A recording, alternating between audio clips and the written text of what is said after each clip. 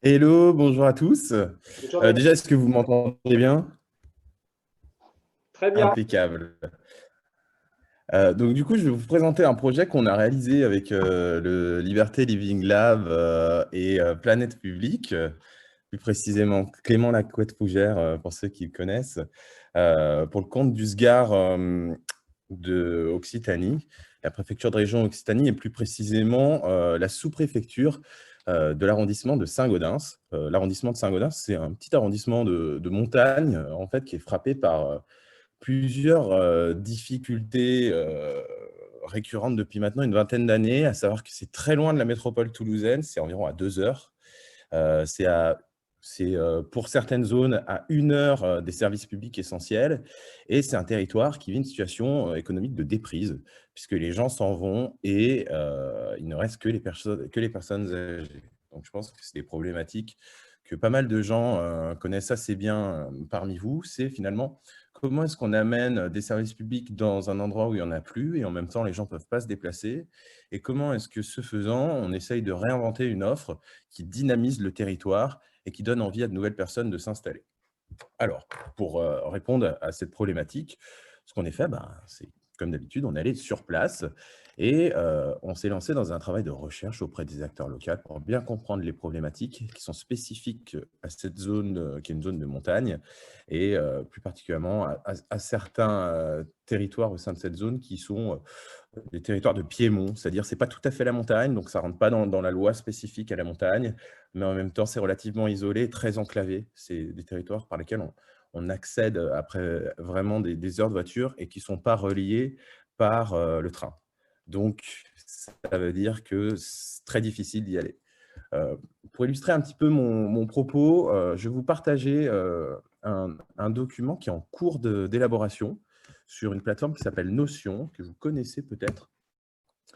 Euh, ah, je vais partager le truc en privé. Tout le monde. Notion, c'est une sorte de Wikipédia gratuit. Enfin, il y a une version payante, mais la version gratuite se suffit à elle-même, par laquelle on documente nos projets au Liberty Living Lab, et on permet à chacun de bénéficier à un certain nombre d'outils qu'on essaye d'ouvrir de manière gratuite. Donc, l'idée, c'est que on est allé voir ce territoire, on a rencontré les acteurs locaux, et ensuite, on s'est dit, bon, il va falloir qu'on fasse une immersion directement plus près des habitants pour vraiment comprendre ce qu'eux, ils vivent. Et tout de suite, dès le départ, on avait le pressentiment qu'il fallait qu'on s'attarde sur les relais locaux. C'est aussi une des problématiques qu'on voit souvent, mais les associations, les gens qui jouent un rôle de médiation sur place, sont vraiment finalement les premiers relais des problèmes des gens là-bas, et sont les premiers relais du service public. Donc du coup, on a fait plusieurs journées d'immersion, on a rencontré beaucoup de personnes âgées, mais aussi des responsables d'associations de personnes âgées, qui sont des toutes petites associations en fait de vie locale, mais qui peuvent permettre vraiment d'avoir un diagnostic le plus fin et précis, complet des problèmes qui sont vécus. Et de là, j'essaie d'aller assez vite, mais de là, on a imaginé un certain nombre de solutions. Mon internet est instable. Est-ce que vous m'entendez encore? Oui, je pense. On a imaginé un certain nombre de solutions en réponse à ces problématiques d'accès. Alors, en ce moment, il y a le levier de l'offre France Service, plus particulièrement des offres France Service qui ne sont pas forcément permanentes, parce qu'en fait, sur le territoire, il y avait une MSAP, et on s'est rendu compte que cette MSAP n'était pas du tout visitée. On parle de 40 à 50 personnes sur toute l'année. Donc, ça veut dire que remettre des services publics permanents dans un endroit, ce n'est pas forcément pertinent si les gens n'y viennent pas et si on ne propose pas un pack de services qui soit réellement utile. Donc, du coup, on a tout de suite sauté sur l'idée de faire une offre France Service itinérante, mais de vraiment adapter cette offre France Service aux réalités de ce territoire de montagne, et d'essayer de faire que finalement, les gens se mettent dans une logique de participation et d'animation de cette offre France Service. Donc, finalement, nous, ce qu'on a designé, c'est un certain nombre de solutions qui permettent de prendre attache avec cette offre France Service, et qui permettent finalement de créer un maximum de liens entre les acteurs locaux, les services de l'État et finalement, en bout de course, les citoyens.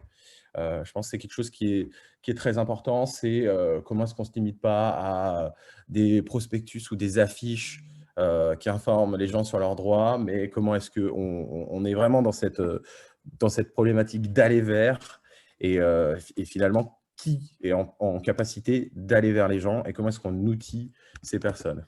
Je vous partage aussi, alors c'est de la preview, hein, parce qu'avec le coronavirus, on n'a pas pu accélérer le projet, on n'a pas pu aller au rythme qu'on voulait, donc on n'a pas encore testé les prototypes, mais je vous partage justement dans le chat un certain nombre de prototypes et d'idées qu'on a eues pour du coup les services publics dans le pays de Comminges. L'idée, c'est que pour pouvoir avoir vraiment un périmètre objectivable et actionnable, on a réduit la zone d'intervention, pas forcément au pays de Comminges, mais surtout à une communauté de communes. En l'occurrence, la communauté de communes des Pyrénées-Haut-Garonnaises, pour ceux qui connaissent Bagnères-de-Duchon, c'est un endroit absolument magnifique, mais qui est du coup complètement déserté, pour pouvoir justement observer comment est-ce qu'on allait nouer un dispositif, ficeler un dispositif et travailler en lien avec des acteurs de différentes strates administratives, à un échelon vraiment actionnable. Donc du coup, je pense que ça va parler à beaucoup de gens, mais on a travaillé vraiment de manière très rapprochée avec 3 mairies, avec l'Interco, avec du coup les associations locales, le département, la sous-préfecture. On n'a pas encore pu vraiment travailler avec la région, mais nous, notre idée, c'est plutôt à travers l'émergence d'un dispositif de participation, de favoriser le lien entre les gens, de voir pourquoi est-ce qu'il n'y avait pas ce lien avant et d'essayer de le documenter pour qu'il soit reproduit dans les territoires qui vivent le même type de problématique. Donc pour ça, nous, ce qu'on s'est dit, c'est qu'il fallait vraiment qu'on soit à l'échelon le plus proche du territoire et le plus proche même de la maille du quartier. C'est d'ailleurs l'objet d'une de nos solutions dont je choisis de vous parler, qui s'appelle le médiateur local. On a repéré que dans la petite commune de Saint-Béat, qui est une commune en déprise immense, où il y avait 3000 habitants dans les années 80, aujourd'hui ils sont 300, qui traversent plein de risques, etc., notamment les inondations, les éboulements. On a repéré qu'eux, ils avaient lancé un truc qui s'appelle le délégué de quartier, pardon. Et le délégué de quartier, c'est celui qui fait le relais entre la mairie, entre les informations de l'État et les habitants qui sont souvent pas connectés à Internet. Donc, du coup, ce qu'on a fait, c'est qu'on s'est dit, bah, ça existe. Les gens sur le territoire sont déjà un petit peu formés à ces pratiques. Donc, si on renforce ce dispositif et qu'on utilise les personnes qui l'ont déjà mis en œuvre pour s'en faire les témoins et l'expliquer aux autres, ça passera assez facilement. Donc, l'une de ces solutions, c'est le médiateur de quartier. Et ce qu'on travaille plus précisément, c'est le lien entre les acteurs publics et ce médiateur.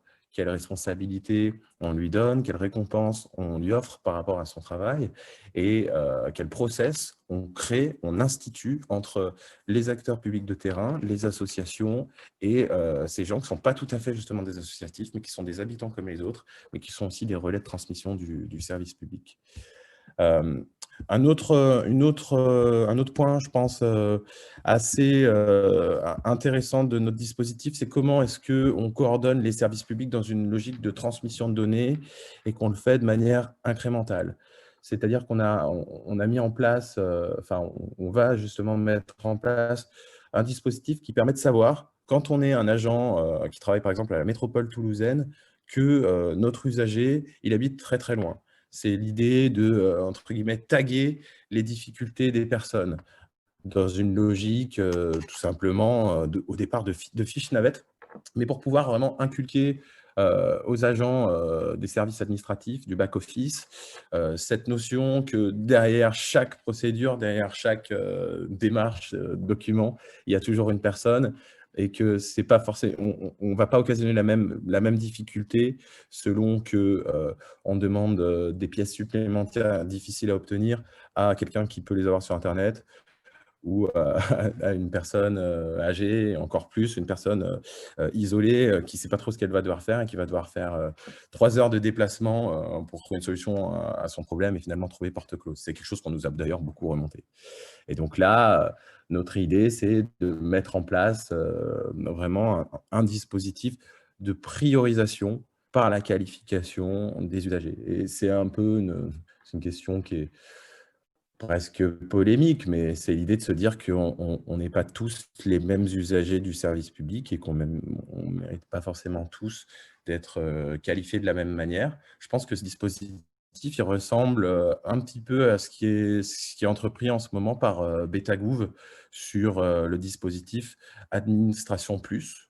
Sauf que là, nous, l'idée, c'est pas d'intervenir quand il y a eu une catastrophe ou un blocage ou quelque chose qui ne va pas, mais c'est vraiment de qualifier en amont les difficultés de la personne. Nous, ce qu'on veut, c'est vraiment se dire qu'on parle à l'humain dans l'agent public et que cette personne, il suffit qu'elle ait 1 ou 2 signes assez simples pour comprendre en fait qui sont les personnes qui s'adressent à elle, quelles sont leurs difficultés et leur apporter vraiment un service public totalement adapté. Je ne sais pas s'il me reste du temps, mais 2 minutes, Baptiste. ouais, tu disais?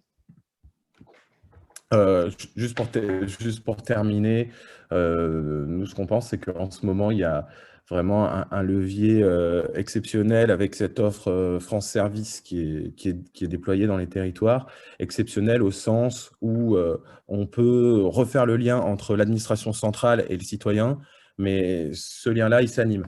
Nous, on pense qu'il ne faut pas juste faire un guichet avec des démarches toutes simples ou de l'accompagnement administratif. On pense qu'on a moyen de réimpliquer profondément le citoyen dans les politiques publiques et dans l'offre France Service qu'on veut adapter sur le territoire là-bas. On a toute une logique d'animation thématique.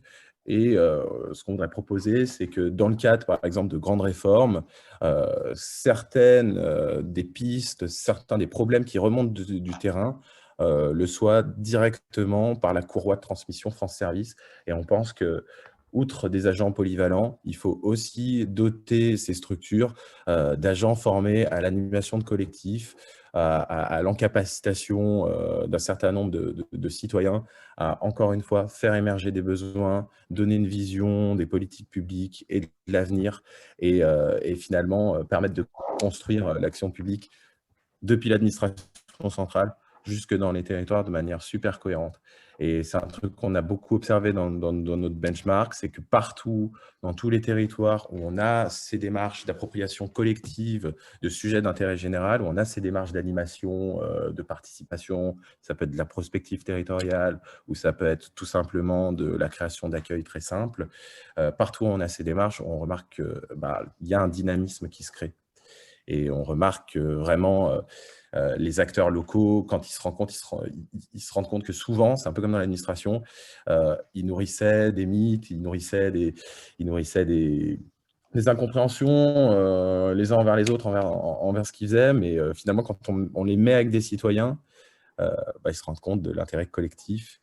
Et ça nous a fait énormément plaisir de voir certaines associations se découvrir alors que ça faisait 10 ans qu'elles œuvraient sur le même territoire.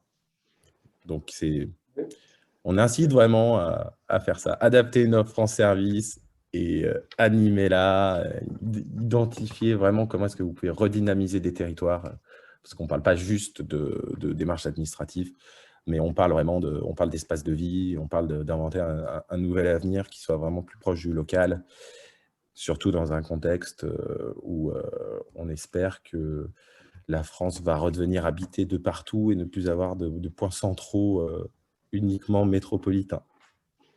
Merci beaucoup, Baptiste, pour ce retour. Effectivement, avec ces questions posées tout à la fois sur les échelles, comment nos expériences territoriales peuvent du coup faire évoluer des politiques nationales, y compris des référentiels globaux, et puis être réplicables ou réadaptés ailleurs. Et puis cette question, effectivement, de lieux prenant soin, mais aussi permettant des dynamiques locales et peut-être même des projets réappropriables par les citoyens eux-mêmes, et cette notion de capacitation extrêmement importante. Merci, on garde les questions pour tout à l'heure.